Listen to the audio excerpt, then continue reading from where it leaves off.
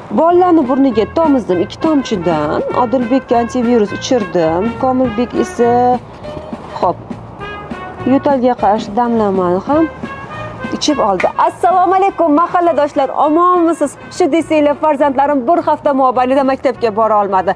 Gripp yuqdi shekilli, rosa istimaladi. Kasalxonaga borsam ko'pchilikda shu ahvol. Shifokor buning asosiy sababi bu yil kuzning ancha quruq kelgani, yog'ingarchilik bo'lmagani sabab havoda viruslar ko'pligini aytdi. Internetda ham shu kunlarda ayni mavzu ko'p muhokama qilindi. Poytaxtning havosi yomonlashganini aytyapman-da. Bilasizmi, bu muammo prezidentimiz boshchiliklarida juda ham qattiq nazoratga olindi. Avvalo bu ishlarni tashkil qilish uchun davlatimiz rahbarining farmoni imzolandi. Qolaversa, havo tozaligini ta'minlash masalasi uchun alohida maxsus komissiya ham tuzildi.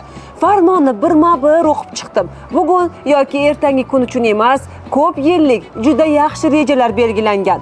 Toshkentda havo sifatini o'lchaydigan 300 dan ortiq yangi stansiyalar o'rnatiladi va maxsus laboratoriya ishga tushadi.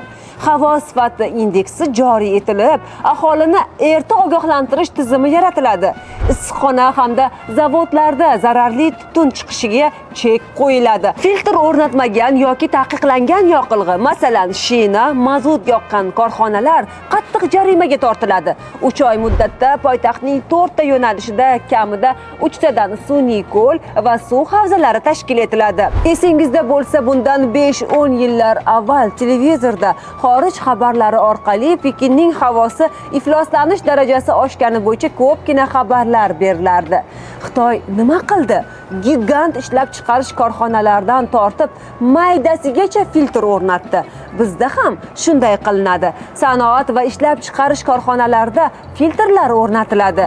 Komissiya bu ishlar bo'yicha qonunchilik talablarining bajarilishini nazorat qiladi. Aytgancha, Sakson markali benzindan voz kechildi. Bu bilan bog'liq chora-tadbirlar ijrosi ham nazoratga olindi. Endi qurilish kompaniyalari ham qurilishni o'ylab qilishadi. Maxsus komissiya qurilish ishlarini amalga oshirishga cheklov va ularga talablar joriy qiladi.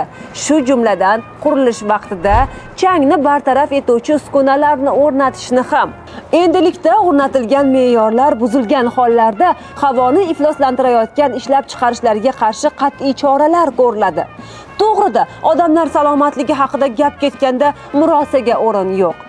Aytgancha, kecha bozorga borgandim. Ko'chalarda suv sepuvchi mashinalarni ko'rdim. Yo'llar, daraxtlarga suv sepyapti. Fontanlarni ham ishlatib qo'yishibdi. Bu ham tabiiy changni cho'ktirishga yordam beradi. Manijadan so'rasangiz, menimcha daraxt ekaverishimiz kerak. Xitoyda ko'rgandim. Mahalladagi har bir odamning o'z ekkan daraxti bo'lar ekan. Uni butash, suv qo'yishga egasi mas'ul ekan. Shuning uchun mahalladoshlar, keling, kuz, bahor mavsumlarida ko'proq daraxt ekaylik va ularni unib o'sishiga ham o'zimiz mas'ul bo'laylik. Dog'lar ro'yxati